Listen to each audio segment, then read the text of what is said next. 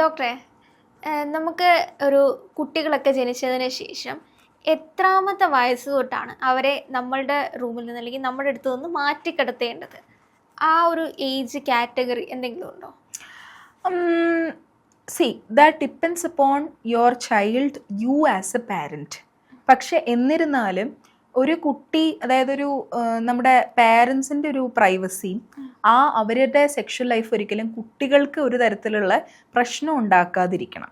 അതായത് കുട്ടികൾ റൂമിലുള്ളപ്പോൾ തന്നെ അവർ ഉറങ്ങുക എന്നുള്ള രീതിയിൽ നമ്മൾ ഇൻ്റർകോഴ്സ് ഒക്കെ ചെയ്തിട്ട് അത് പ്രശ്നമായിട്ടുള്ള കേസുകളൊക്കെ ഉണ്ട്, കുട്ടികളത് ഒബ്സർവ് ചെയ്തിട്ടൊക്കെ.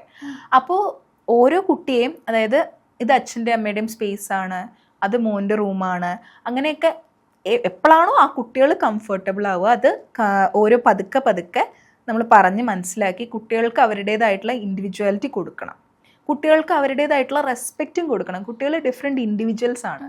അവർ ഇപ്പം മോഹൻലാൽ പ്രണവിനെ കുറിച്ച് ഒക്കെ സംസാരിക്കുമ്പോൾ അയാൾ ഇന്ന ഇൻട്രസ്റ്റ് ഉള്ള ആളാണ്, അയാൾ ഈ രീതിയിലാണ് നടക്കുന്നത് അല്ലേ? അല്ലെങ്കിൽ എന്താ പറയുക, നമ്മുടെ എനിക്ക് ഏറ്റവും ഇഷ്ടമുള്ള കുട്ടികളിലെ ഒരു യൂട്യൂബിലുള്ള ഒരു കുട്ടിയാണ് കല്ലു ബേബി, കല്ലു നമസ്വി എന്ന് പറഞ്ഞിട്ട് അവരുടെ വീഡിയോസ്, ഖത്തറിലുള്ള അവരുടെ വീഡിയോസൊക്കെ കാണാറുണ്ട്. അപ്പോൾ അതിൽ ഓരോ കാര്യങ്ങൾ കുട്ടികൾക്ക് പറഞ്ഞു കൊടുക്കുന്നത്, കുട്ടികളെ റെസ്പെക്റ്റ് ചെയ്തിട്ട് പറഞ്ഞു കൊടുക്കുന്നത് വളരെ ഇമ്പോർട്ടൻ്റ് ആയിട്ടുള്ളൊരു കാര്യമാണ്. പേരൻസിൻ്റെ സെക്ഷൽ ലൈഫ് അഫക്റ്റഡ് ആവാതിരിക്കാനും കുട്ടികളുടെ പ്രൈവസി പ്രൊട്ടക്റ്റ് ചെയ്യാനും ചില കാര്യങ്ങൾ കുട്ടികൾ ഉള്ളപ്പോൾ പാടില്ല. ഇതിൻ്റെ റീസൺ എന്താണെന്ന് വെച്ചാൽ കുട്ടികളൊന്നും മനസ്സിലാക്കുന്നില്ല എന്ന് നമ്മൾ വിചാരിച്ചാലും കുട്ടികൾ പല കാര്യങ്ങളും ക്യാച്ച് ചെയ്യും. അപ്പോൾ കുട്ടികളുടെ മുമ്പിൽ വെച്ച് സെക്ഷലായിട്ടൊക്കെ സംസാരിക്കുമ്പോഴും കുട്ടികൾ ചിലപ്പോൾ അതൊക്കെ ശ്രദ്ധിക്കും. എന്നിട്ട് അത് മനസ്സിലാക്കുന്നത് ചിലപ്പോൾ സ്കൂളിലെ ടീച്ചേഴ്സിനോടായിരിക്കും, ടീച്ചേഴ്സ് വഴിയായിരിക്കും ആ കുട്ടികൾക്ക് അങ്ങനെയുള്ള പ്രശ്നങ്ങളുണ്ടെന്നൊക്കെ മനസ്സിലാക്കുക. അപ്പോൾ വേറെ കുട്ടികളുടെ അടുത്ത് അവർ ഇത് നോർമലൈസ്ഡ് ആയിട്ടുള്ള ബിഹേവിയർ ആയിട്ട് അവർ വീട്ടിൽ നിന്ന് കേൾക്കുന്നത് സ്കൂളിൽ പോയിട്ട് ചിലപ്പോൾ പറയും. അപ്പോൾ parenting is A continuing life long process.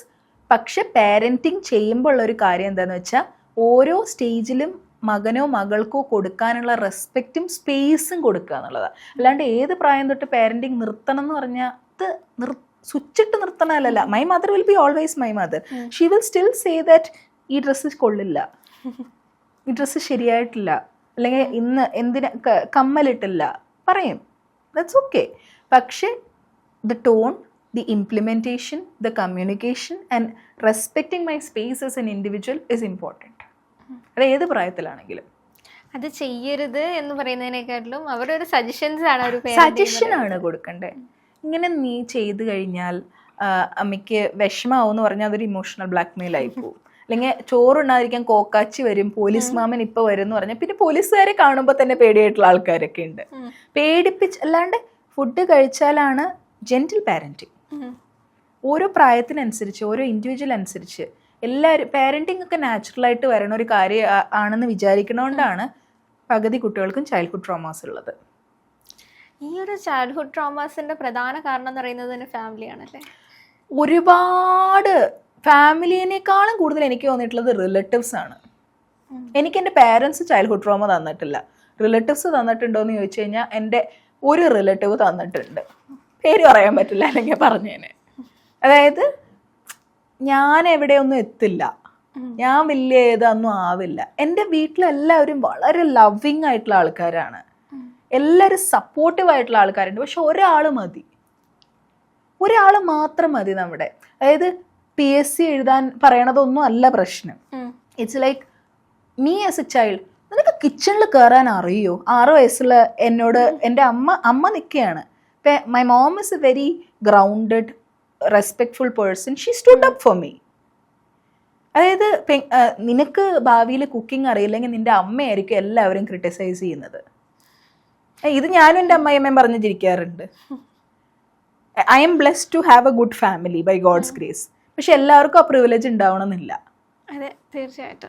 എനിക്ക് ദൈവത്തിനോട് നന്ദിയുണ്ട്, അല്ലെങ്കിൽ അത് എനിക്ക് അങ്ങനെ ഒരു ഫാമിലി കിട്ടിയാൽ I M grounded, I M grateful for that. പക്ഷെ ആ ട്രോമ കൊണ്ട് ഞാൻ അടുത്ത ദിവസം ഞാൻ ഇങ്ങനെയാണോ എൻ്റെ അമ്മായിയമ്മ ഇവർ പറഞ്ഞ പോലെ എങ്ങാനും ആവുന്ന പറഞ്ഞപ്പോൾ എൻ്റെ അമ്മായിയമ്മ എന്നോട് പറഞ്ഞ് നല്ല കൺസൾട്ടേഷൻ ഉണ്ടായിരുന്നല്ലേ മോള്, പതുക്കെ വന്നാൽ മതി, എന്തെങ്കിലും ഹെൽപ്പ് വേണമെങ്കിൽ മമ്മി ചോദിക്കാം. That's like she is respecting me, I M respecting her. അല്ലാണ്ട് അവരെന്നോട് പറഞ്ഞിട്ടുള്ള കാര്യങ്ങളാണ് ഞാൻ ഈ പറയുന്നത്. എന്നെ കാണാൻ ഭംഗിയില്ല, അല്ലെങ്കിൽ എനിക്ക് ഭക്ഷണം ഉണ്ടാക്കാൻ അറിയില്ല, എനിക്ക് മാത്സ് അറിയില്ല, നമുക്ക് പറയുമ്പോൾ ചിരിക്കാം. പക്ഷെ ഓരോ കുട്ടികളുടെ അടുത്ത് അവർ കേട്ടിട്ടുള്ള കാര്യങ്ങൾ കേട്ടിട്ട് it's like it will definitely influence your future. അത് പറഞ്ഞപ്പോ സ്ഫടികത്തിലെ ചാക്കോമാഷിനെയാണ് ഓർമ്മ. അയ്യോ, ഇത് ചാക്കോമാഷൊക്കെ ഇവരുടെ മുമ്പിൽ ഒന്നുമല്ല. ചാക്കോമാഷിന്റെ അറ്റാക്ക് ഡയറക്റ്റ് ആയിരുന്നില്ലേ, ഇത് ഇൻഡയറക്റ്റ് ആയിട്ടുള്ള അറ്റാക്കാണ്. ആൻഡ് ആ സമയത്ത് പേരൻസിനും എന്ത് ചെയ്യണം എന്ന് അറിയില്ല. പക്ഷെ ഒരു പോയിന്റ് കഴിഞ്ഞാൽ പേരൻസിനും ഇറിറ്റേറ്റിംഗ് ആവും. മനസ്സിലായോ? How dare you can talk to my child like that എൻ്റെ അച്ഛനും അമ്മയും ചോദിച്ചിട്ടുണ്ട്. മനസ്സിലായോ? അപ്പോൾ സ്ഫടികത്തിന്റെ ആ വേർഷനൊന്നും വന്നില്ലെങ്കിലും അതുപോലെയുള്ള ഒരുപാട് മാത്സ് ടീച്ചേഴ്സ് പ്രശ്നം ഉണ്ടാക്കിയിട്ടുണ്ട് കുട്ടികൾക്ക്. അതുകൊണ്ട് എന്താ, ഇപ്പം മാത്സ് ടീച്ചേഴ്സ് പ്രശ്നം ഉണ്ടാക്കുമ്പോൾ എൻ്റെ അടുത്ത് എൻ്റെ ചൈൽഡ് ക്ലയൻസിന് അതൊരു പ്രശ്നമാവാതിരിക്കാൻ ഞാൻ മാക്സിമം ട്രൈ ചെയ്യും. പിന്നെ ഇപ്പോൾ ഒന്നും അങ്ങനെ കുട്ടികളുടെ അടുത്തൊന്നും അങ്ങനെ പറയാൻ പറ്റില്ല ടീച്ചേഴ്സിന് ആർക്കും. ഒരുപാട് റെസ്ട്രിക്ഷൻസ് വന്നിട്ട് സ്റ്റിൽ ദ ഷുഡ് ബി. അത് പറഞ്ഞപ്പോഴാണ് മന്ത്രി ശിവൻകുട്ടിയുടെ ഇപ്പോഴുള്ള ഓരോ പോളിസീസും അമേസിംഗ് ആയിട്ട് വരുന്നുണ്ട്. സോ ടീച്ചേഴ്സ് കുട്ടികളെ ബുള്ളി ചെയ്യാതിരിക്കാനും കുട്ടികൾ ടീച്ചേഴ്സിനെ ബുള്ളി ചെയ്യാതിരിക്കാനും കുട്ടികളെ അങ്ങോട്ടും ഇങ്ങോട്ടും ഒരു ആന്റി ബുള്ളിങ് ക്യാമ്പയിനും അത് പുള്ളി ഇംപ്ലിമെന്റ് ചെയ്ത് അടിപൊളിയായിരിക്കും. ഇപ്പൊ പുള്ളി ഒരുപാട് ചേഞ്ചസ് കൊണ്ടുവരുന്നുണ്ട്. അതുകൊണ്ടാണ് പറയുന്നത്. അപ്കമിംഗ് ആയിട്ട് ഓരോരോ കേസുകൾ വരുമ്പോഴാണ് ഇവര് കൂടുതലായിട്ട് അതിനകത്തിലേക്ക് ഇടപെടുന്നത്.